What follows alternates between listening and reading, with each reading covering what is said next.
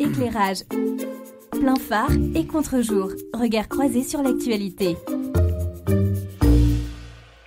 Bonjour à tous, et pour la reprise de l'émission Éclairage, je ne sais pas, on va peut-être certainement encore s'arrêter, on va encore reprendre le passeport vaccinal. Bonjour à toute l'équipe. Bonjour à tous. Marc, Anita, David et un renfort du jour. Thierry, avec nous pour le sujet du passeport vaccinal, un sujet de débat supplémentaire dans nos modestes chaumières. Le passeport vaccinal, tout sur le sujet. Je rappelle que l'objectif de notre émission, c'est que nous avons le droit d'avoir des opinions, y compris sur ce sujet, mais pitié que nous soyons éclairés dans notre façon de nous faire une opinion, dans notre façon d'en débattre. Voilà, c'est certainement un sujet en ce moment parce qu'il n'est à la fois pas tout à fait là, sauf dans certains pays, mais il est en train d'arriver très très vite. À mon avis, la pression pour la mise en place d'un tel passeport vaccinal, à mon avis, est de plus en plus forte. Nombreuses questions se posent. S'agit-il d'une obligation de fait vaccin ? Voilà, parce que du coup, on ne pourra pas se déplacer. Y aura-t-il des citoyens de seconde zone ? Y a-t-il un chantage au retour à la vie normale, que certainement tout le monde, bien sûr, aimerait avoir ?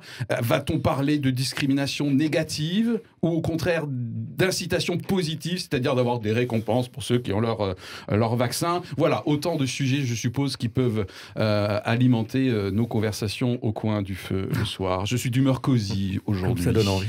Ça donne envie, hein. Ouais. Voilà. Alors, premier tour de table flash, toute l'équipe, à quel moment vous avez découvert ce futur probable passeport vaccinal ? Alors, on s'est dit tout à l'heure qu'en général, c'est Marc qui commençait, mais que peut-être aujourd'hui, ça serait Anita. Ah oui, ça a été décidé comme ça. Oui, c'est bien, moi alors qui décide. déjà, si nous étions au coin d'une cheminée, c'est pas de ça dont je parlerai, je dois l'avouer. Est-ce que j'avais entendu parler du carnet vaccinal et du passeport vaccinal ? Eh bien, je pense que oui, mais j'ai pas du tout tilté parce que ça s'est fait entre Noël et Nouvel An ou un peu avant Noël. Mais c'est quand même cette période. Merci voilà. Anita. David ? Alors j'en ai entendu vaguement avec ce projet de loi, mais c'est vrai que ça paraissait lointain et en fait tout arrive très vite finalement. Et puis en fait j'y ai repensé au moment où j'étais en train d'imaginer un voyage futur loin dans d'autres pays et je me suis dit c'est vrai que si j'ai pas la preuve, que certainement c'est quelque chose qui me sera réclamé si j'ai envie de voyager jusqu'en Chine en train, ce qui est mon projet pour cette année. En train ? Ou l'année prochaine. En Chine ? Oui. Wow. Ok, on en reparlera en antenne. Alors là, c'est plusieurs passeports. Peut-il venir quelque chose de bon de la Chine ? Désolé, punaise, c'est pas possible. Ok, David. Thierry, notre renfort ponctuel aujourd'hui. Ouais, alors pas forcément sur le terme passeport, mais au niveau du projet de loi, en fait, sur la gestion des crises sanitaires, si je le dis bien. Voilà, vaguement parlé. C'était ton examen de passage, Thierry, et pour l'instant, tu as marqué des points. Toute l'équipe est unanime. Oui, tout à fait. C'était pas mal. C'était une évaluation rapide. Oui, il y en aura d'autres. Et on termine, pour une fois n'est pas coutume, avec Marc. Le dernier qui sera le premier. Passeport vaccinal. Moi, en l'occurrence, je dirige les pèlerinages pour le diocèse de Strasbourg. Ouais. Et bien évidemment, cette question-là, elle est une question prégnante qui est arrivée assez vite dans la préoccupation de quelle projection je peux avoir pour proposer, organiser et espérer avoir des pèlerins dans les pèlerinages qu'on va proposer. Oui. Ok.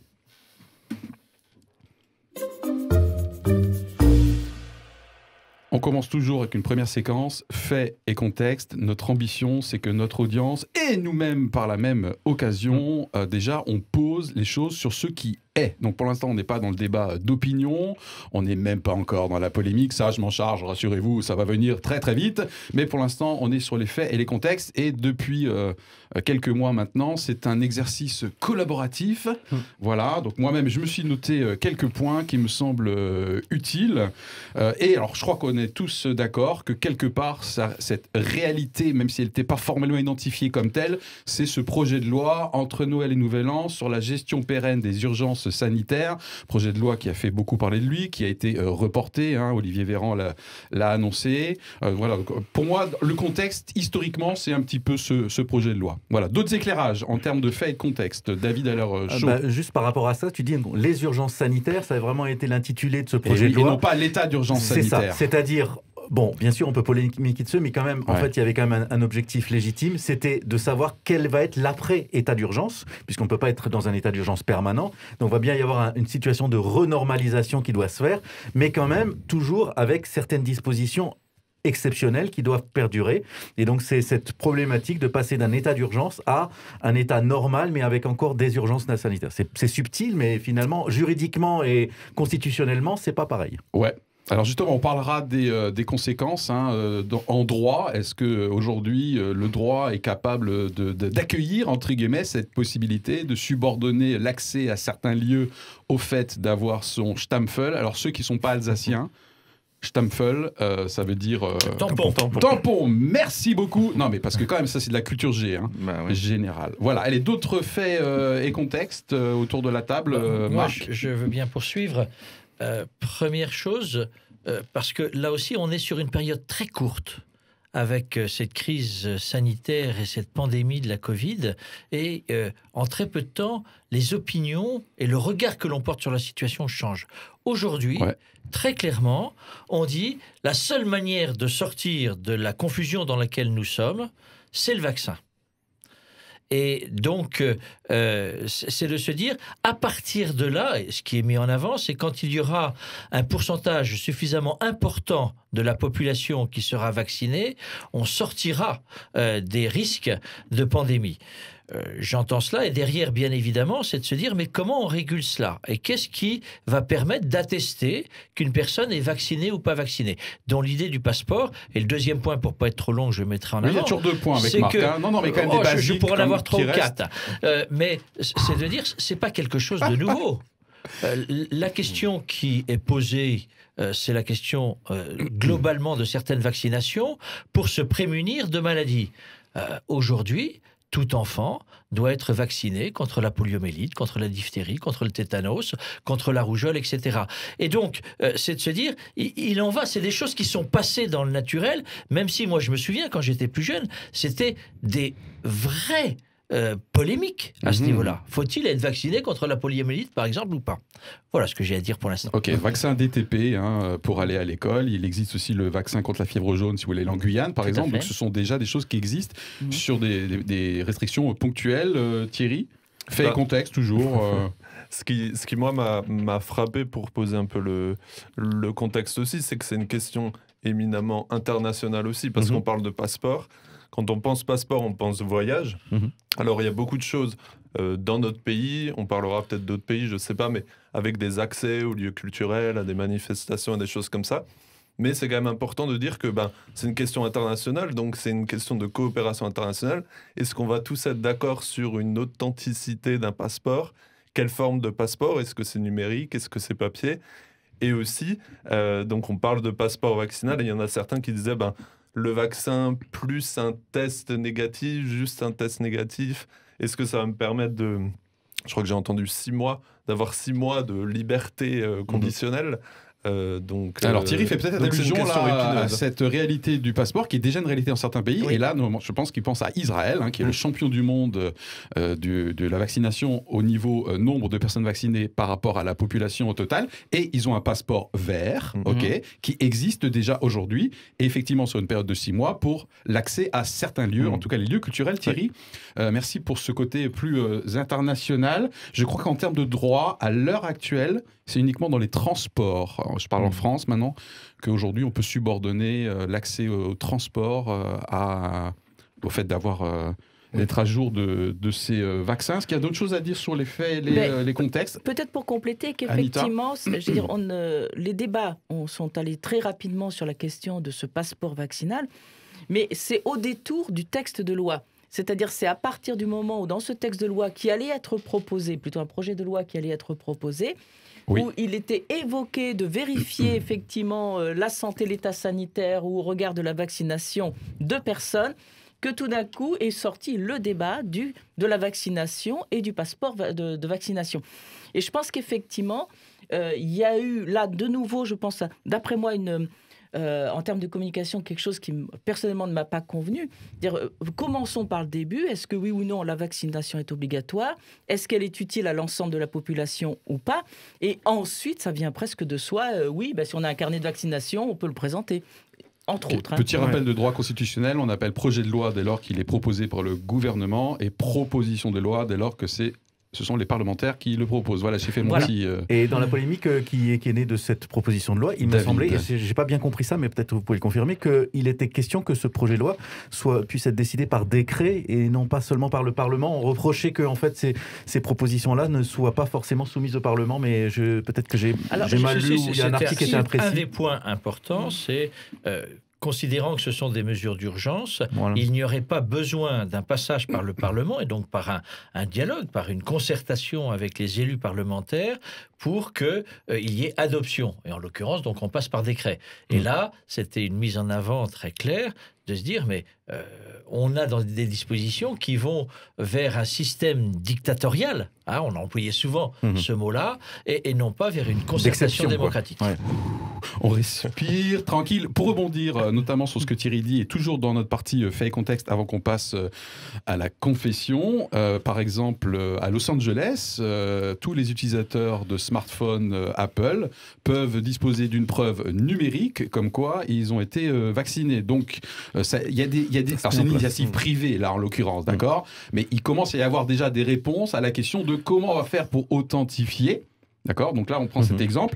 Il y a également des projets qui sont pas seulement des projets dans certaines compagnies aériennes aujourd'hui. L'OMS est en train de travailler sur cette réalité d'un passeport. C'est une version électronique du carnet jaune, quoi. Hein. Voilà. Oui, c'est ça. Mais ce que tu mets en avant, Philippe, à mon avis, c'est à distinguer. Ça t'a plu, Le président de la République, Emmanuel Macron, au mois de décembre, dans son intervention, dit « La vaccination ne sera pas obligatoire en France. Jamais elle ne sera obligatoire. » Ok, on prend en compte. En même temps, il y a forte incitation à ce que tous les Français puissent se faire vacciner. C'est ce qu'on a dit en introduction de notre émission. On parle du François pour l'instant ou pas encore ? Non, tout à l'heure. Et puis, autre point qui se décline et que tu viens d'évoquer, c'est de se dire... Quelles sont les conséquences ? C'est-à-dire, sur un certain nombre d'actes de la vie quotidienne ou de la vie exceptionnelle, entre autres de pouvoir voyager, qu'est-ce qui nous sera imposé ?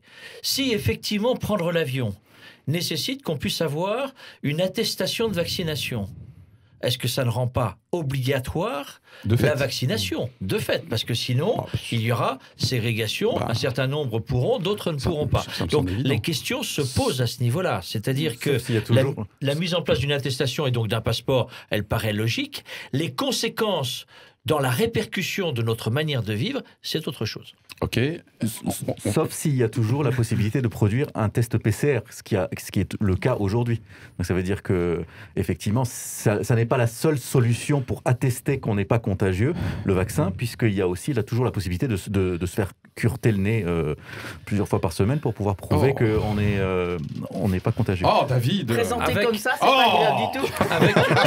Avec tous les aléas de l'évolution dont on parlait tout à l'heure, David, c'est de se dire jusqu'où le test PCR sera suffisamment considéré comme crédible, en disant il faut le faire tout le temps, etc., 48 heures, 72 heures, et donc de se dire, finalement, tout ça, c'est dans le passé. La seule logique, c'est la vaccination. C'est la seule réalité qui peut nous prémunir. Là, la pression monte.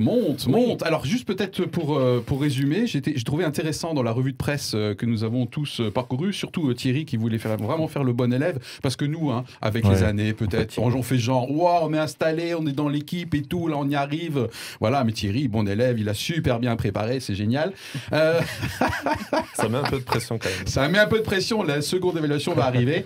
Oui, en faisant un peu un résumé, on s'est dit, déjà, la mise en place de ce carnet de vaccination, il faudrait qu'il soit légitime, c'est-à-dire que le rapport bénéfice-risque des vaccins soit établi. Donc ça commence à venir, bien sûr.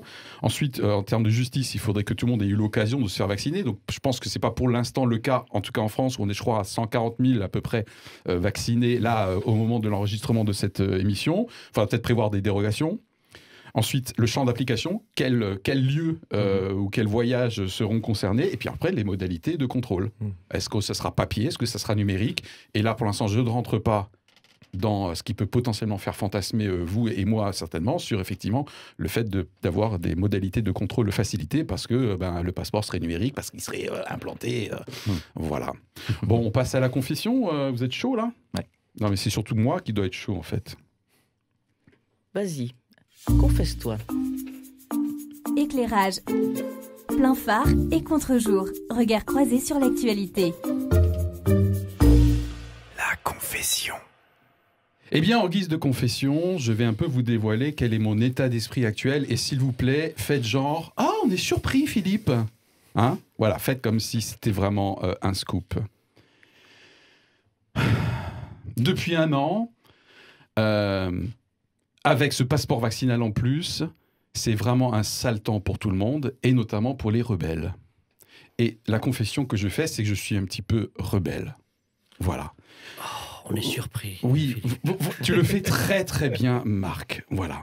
Et oui, parce que pour moi, le passeport vaccinal, c'est un élément de contrôle supplémentaire, quelles que soient les bonnes intentions, les logiques derrière. Donc, je commence vraiment à souffrir. C'est une confession.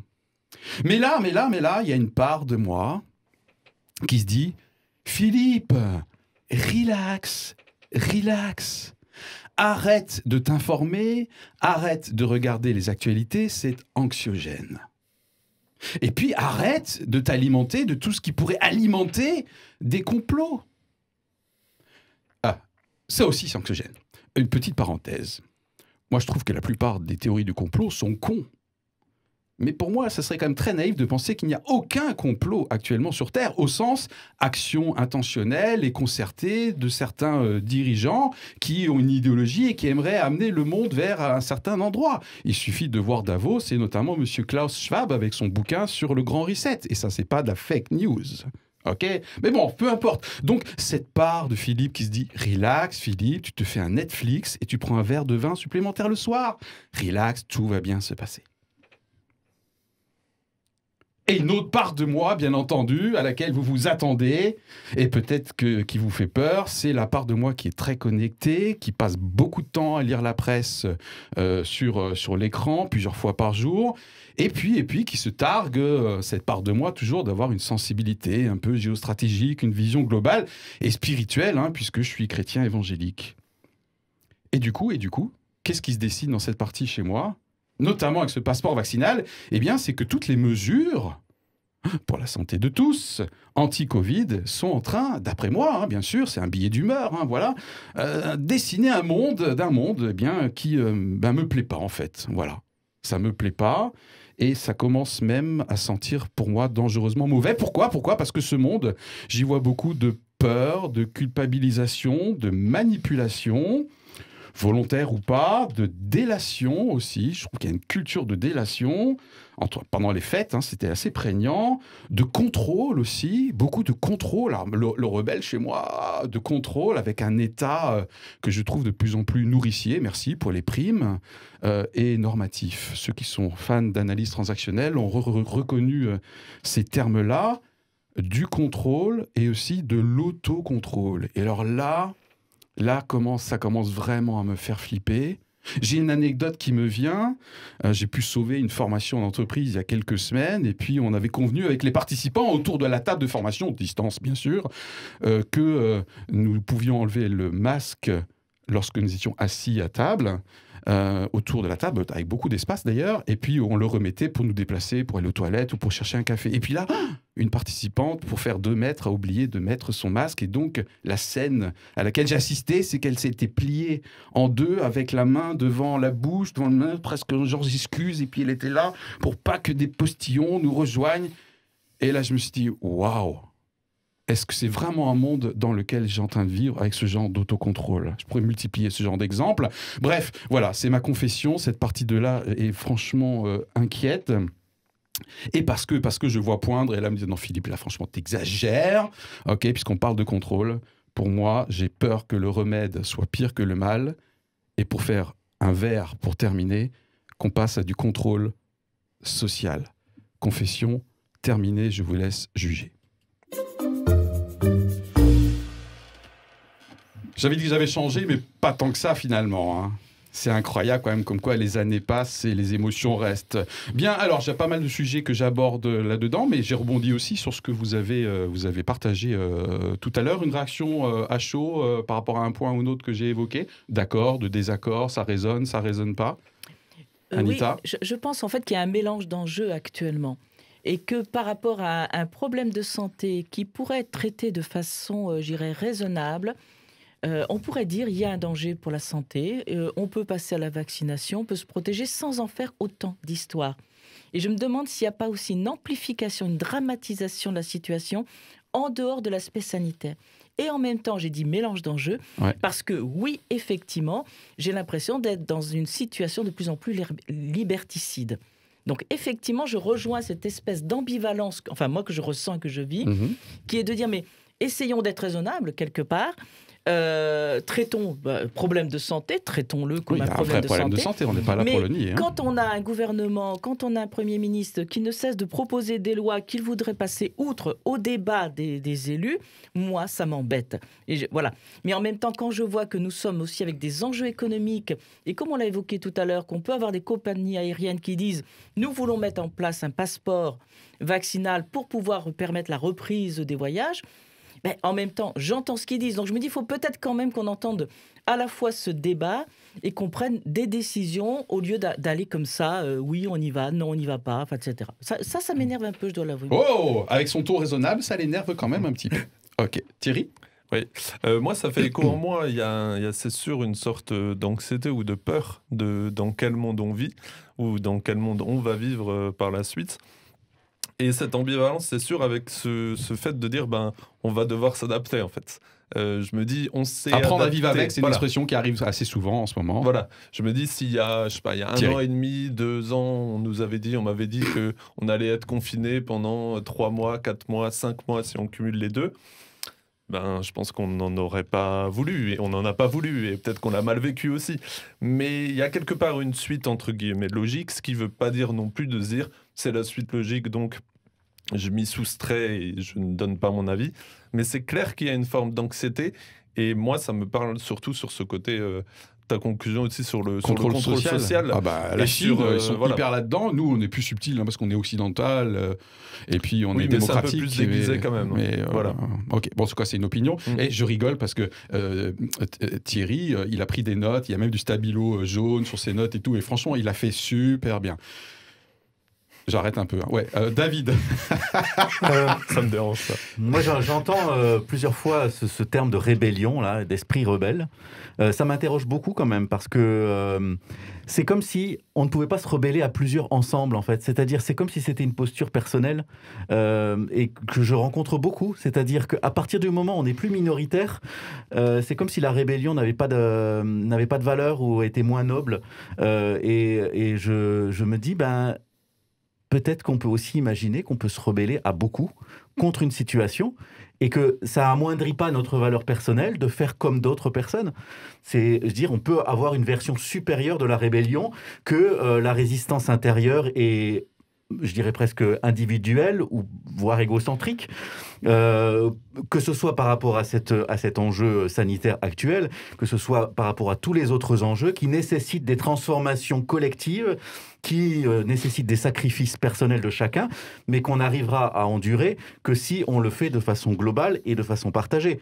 Que ce soit pour la réduction de nos consommations énergétiques, ceci, cela. C'est la même problématique. Les résistances qu'il y a, c'est parce que déjà c'est difficile, ça demande des sacrifices, mais en plus, ça nous demande de faire comme les autres. Et donc, du coup, ça amoindrit notre image personnelle de trucs. Donc, ça m'interroge beaucoup, ce qui me semble être presque une sorte de posture de rébellion que je rencontre souvent et que j'ai rencontré beaucoup, puisque moi, j'ai été dans des combats un petit peu minoritaires à certains moments. Donc, je sais bien le plaisir qu'il y a, ce sentiment de noblesse qu'on a à s'élever seul contre la foule, contre les... Mais à un moment donné, il faudra quand même se dire que si nos bonnes idées qui étaient minoritaires deviennent majoritaires, elles ne perdent pas de la valeur parce qu'on n'est plus les seuls à la porter. Et en ce qui concerne le passeport vaccinal, ou en tout cas les mesures de protection contre la Covid, est-ce que tu vois des signes, ou nous voyons des signes de rébellion un peu plus collective, un peu plus organisée Est-ce que vous voyez un petit peu dans les réseaux sociaux, dans la presse? Pour l'instant, pas. Non, mais en tout cas, je pense qu'il faut sérieusement se poser la question de savoir... En tout cas, il y a des pétitions qui tournent, je sais, j'en ai signé une récemment. Oui, j'y ai réagi. Je me suis dit que j'allais la placer, celle-là. Est-ce que c'est un exemple, ça, pour toi? On peut entendre, mais on peut creuser de savoir à quoi on renonce, David. Et de quoi on a peur. Est-ce qu'on a peur d'un dégât collectif pour toute la société, ou on a peur de quelque chose qui nous est vraiment personnel à nous ? Voilà. Ok. Marc et Anita encore, avant qu'on passe à la question à ne pas poser, qui sera aujourd'hui posée par David. Ta confession, Philippe, qui est bien le reflet de qui tu es, je la partagerai en grande partie. Et la question, mais on se l'était déjà posée avant nos interruptions précédentes, c'est protéger. Pour protéger, est-ce que c'est des actes obligatoirement d'imposition ? J'ai l'impression que cette crise sanitaire renforce le fait que, à tout prix, nous devons protéger tout un chacun. Pourquoi pas ? C'est une responsabilité gouvernementale, mais qui est compliquée parce que les conséquences, c'est d'imposer des manières de vivre qui ne sont pas obligatoirement le résultat d'une adhésion. Et c'est toute la question, et je crois que le passeport, c'est un bon débat, c'est toute la question de se dire comment des mesures sont prises en concertation et dans un élan démocratique. C'est-à-dire comment le citoyen et ses représentants sont associés à une décision. Mais je pense en même temps qu'en disant cela, le responsable politique, le gouvernement, le président, sont confrontés à de véritables dilemmes dont il n'est pas facile. Tu penses au Conseil de défense notamment ? Parce que le Conseil de défense, il y a une part de moi qui hurle, mais il y a une autre part qui dit à un moment donné, quand tu pilotes un truc, il faut que tu aies un espèce de codir, comité de direction, où tu fonces. Quoi. Je suis ambivalent. Tu vois, je vais prendre un exemple. Puis après, David... La grande question du paramètre aujourd'hui qui est mis, en fait, c'est que s'il y a aujourd'hui obligation de confinement ou autre, c'est parce qu'il faut absolument que l'on arrive à contrôler les risques hospitaliers et les conséquences sur l'hospitalisation. C'est ce qu'on met en avant. C'est bien contrôlé, je trouve, en ce moment. Je veux bien l'entendre et je pense que c'est une responsabilité à prendre en compte. En même temps, c'est jusqu'où ? C'est jusqu'où aussi, dans la démarche vaccinale, on donne priorité à ceux qui sont... dans la dernière étape de leur vie, qui sont effectivement les plus risqués, et pas à ceux qui forment finalement les forces vives de la nation, d'une société. Donc pour moi, c'est des questions de fond. Comment on appréhende les choses et où on met les priorités ? Au moins un débat mérite d'être posé. David, 2 fois, pourquoi ? Parce que j'aimerais que tu as quelque chose à dire encore sur cette partie. Et ensuite, je lance la question à poser. Oui, d'accord. Si vous me permettez, c'est pour refaire le lien par rapport à l'intervention sur la confession et le lien avec le problème qui est posé aujourd'hui sur le passeport vaccinal. Il y a un moment donné, on a donc limité l'accès aux restaurants, aux bars et tout ça, en considérant que c'était des lieux de contamination trop élevés. Tout ça, ça a forcément fait râler beaucoup de gens parce que c'était vraiment quelque chose qui était très attaché à un plaisir personnel qu'on avait de manger, d'aller avec ses amis et tout ça. Et donc, beaucoup de personnes ont dit oui, mais c'est pas normal. Après, et ils ont dit oui, mais si on ferme, c'est pas gentil pour les restaurateurs, on va les tuer. Donc on avait comme ça une sorte de légitimation de notre indignation en disant oui, mais on pense en fait aux restaurateurs qui ne peuvent pas ouvrir et donc ils sont en train de mourir. Et moi je dis juste là maintenant, c'est que en fait on a une solution qui peut peut-être permettre à certains restaurants de rouvrir ou à certaines salles de spectacle de rouvrir sans poser de problème d'épidémie. Et là, il faut se poser la question, savoir est-ce que si on est vraiment convaincu qu'on doit maintenant sauver ces emplois, parce qu'ils sont quand même terriblement menacés, chaque mois compte. Ça ne va pas seulement être des morts en réanimation, ça va être des morts économiques qui vont chaque mois s'accumuler. Si maintenant j'ai la possibilité de dire, ok, ceux qui sont vaccinés, même si moi je ne suis pas vacciné, je m'en fiche maintenant je sais vivre. Si je ne suis pas vacciné et que d'autres sont vaccinés et peuvent aller au restaurant, tant mieux pour eux.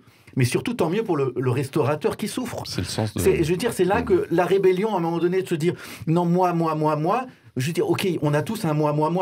Mais maintenant, le moi du restaurateur qui attend depuis des mois et qui perd son fric et son froc, je pense qu'on peut dire, ok, moi, ça va être le moi des autres qui va un peu en profiter, un peu plus, et voilà, tant mieux, quoi. Allez, la question à ne pas poser. Éclairage. La question à ne pas poser.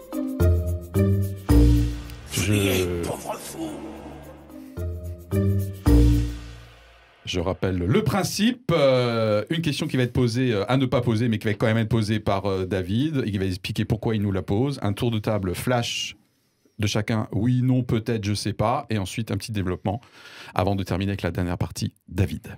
Bon, la question est assez simple. Est-ce que la liberté personnelle peut s'opposer à la liberté des autres de reprendre une vie normale ? C'est une question simple, hein, vous avez 4 heures.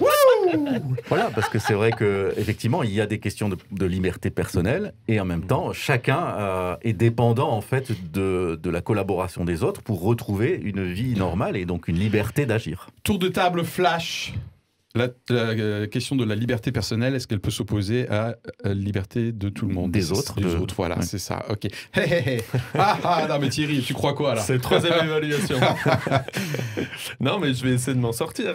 Mais je trouve que ça rejoint vraiment ce que tu as dit avant la question à ne pas poser, en fait. C'est au-delà d'une décision personnelle, c'est quel impact va-t-il y avoir sur les autres ? Et c'est vrai que quand on parle d'un passeport vaccinal, on a parlé des compagnies aériennes, il y a aussi une question économique. Et il y a aussi une question que il y a tout un secteur et d'autres secteurs qui en dépendent, parce que c'est pas juste les avions en fait, hein, c'est pas juste ça, c'est tout le tourisme autour. En quoi moi, justement avec cette part rebelle, en quoi est-ce que je la pousse jusqu'au bout, ou en quoi je me dis on doit réinventer ou vivre en société, donc est-ce que je me replie pas, est-ce que je me replie pas trop sur moi-même en voulant contester à chaque fois ? Donc je pense qu'on doit être prêt à perdre un peu de liberté individuelle, peut-être pour un intérêt collectif. J'ose la possession. T'es viré. De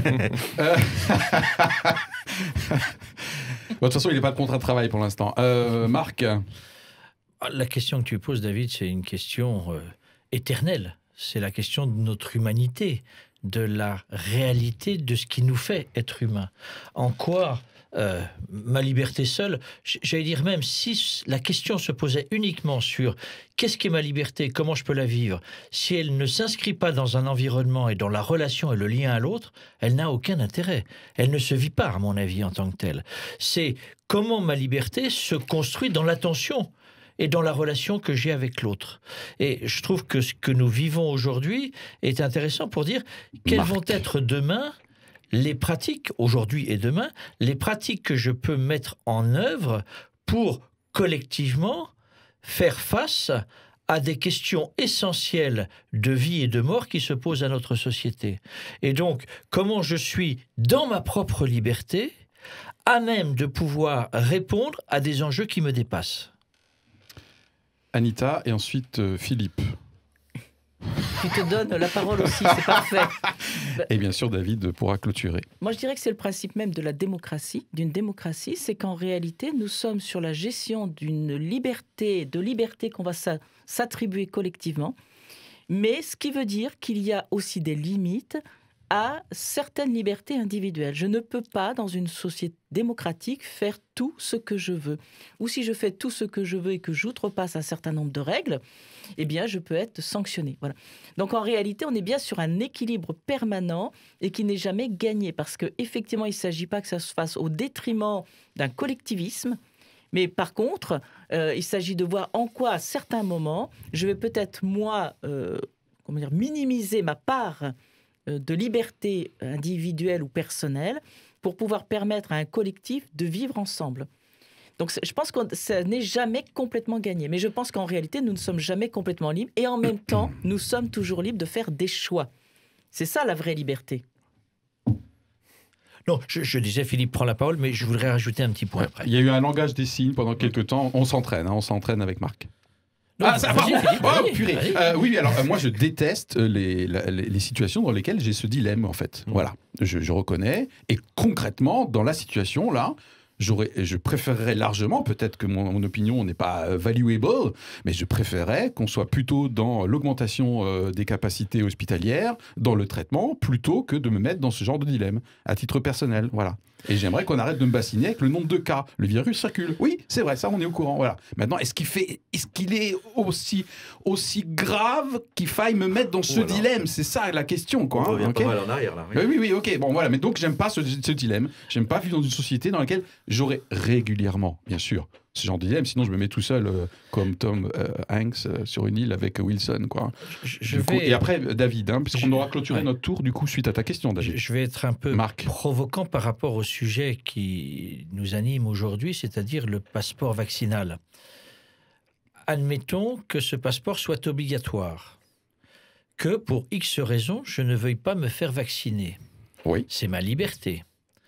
Est-ce que, pour autant, il est inadmissible que si la règle, c'est de prendre l'avion et d'être vacciné, je ne puisse pas prendre l'avion?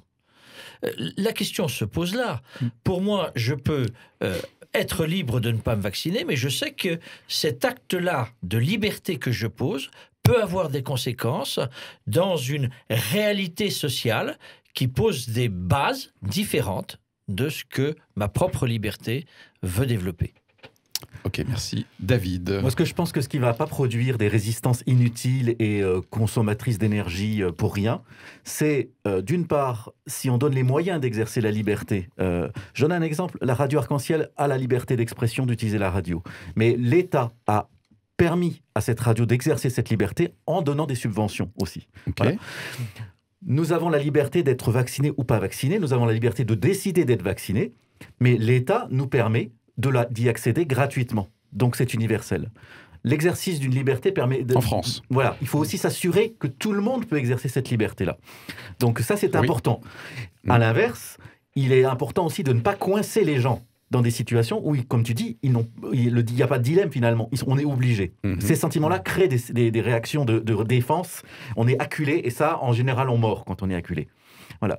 Et donc, je pense qu'il faut aussi que dans les dispositifs légaux, il y ait des moyens voilà. Par exemple, le fait que dans beaucoup d'endroits où il faudra pouvoir prouver qu'on n'est pas contagieux, il y ait l'acceptation du test PCR à côté du vaccin. Parce que, bon, bien sûr, il y a beaucoup d'inconvénients, et j'en plaisantais, mais si tous les 3 jours, il faut se faire cureter le nez, à un moment donné, on va commencer à réfléchir. Oui, mais c'est quand même une possibilité. Des tests et tout, ouais. Voilà, d'accord. Mais enfin, je pense que la société collectivement acceptera que c'est moins valable que le vaccin, parce que de toute façon, voilà, ça va. Faut trouver quand même des alternatives. Pour pas coincer, quoi.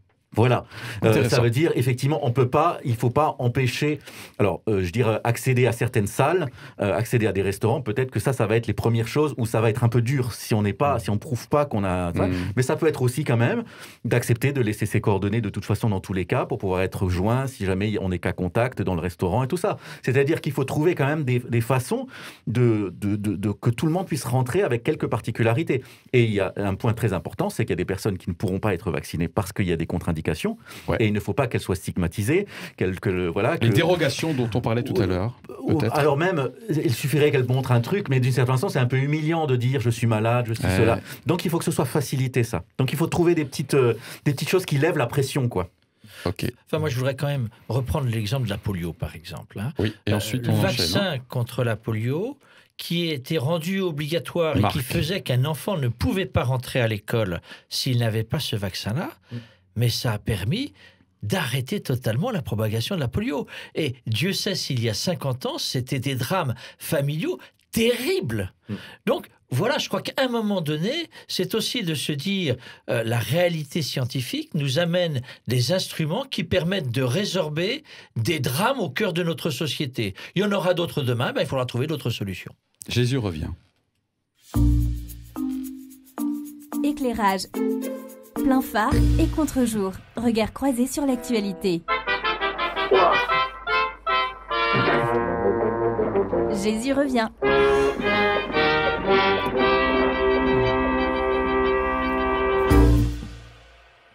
Quand j'ai dit Jésus revient, je ne sais pas si tu as fait gaffe, c'est peut-être une coïncidence, tu as levé les yeux au ciel. David. J'ai essayé de me reconcentrer pour descendre dans quelque chose d'un peu profond là-dedans. Chercher la force de l'esprit en toi pour pouvoir bien t'exprimer, David. Absolument. Personne ne m'a prévenu. Je rappelle pour notre audience qui nous a peut-être un petit peu perdu parce qu'effectivement nous avons été interrompus, que cette dernière partie a pour objectif de faire un lien plus direct encore avec l'expression de notre foi, aussi différente soit-elle autour de la table. Donc c'est le sujet. Avant qu'on termine avec nos synthèses chrono, je mets tout de suite, moi c'est pas un problème d'obéir demain à une éventuelle injonction ou obligation de passeport vaccinal, dès lors que je ne l'assimile pas, moi, à une désobéissance à Dieu. Voilà, ça c'est mon opinion. C'est-à-dire que tant que au-delà de mon opinion sur les vaccins et les types de vaccins, qui est un autre sujet, je pense que je respecterai une obligation vaccinale de fait si ça ne vient pas contredire un élément essentiel, bien sûr, de ma foi. Ce qui, a priori, pour l'instant, pour moi, n'est pas le cas, parce que je n'ai pas pris encore de la marque de la bête, c'est pour ça. Alors, voilà mon opinion. Faut attendre la 6G pour ça.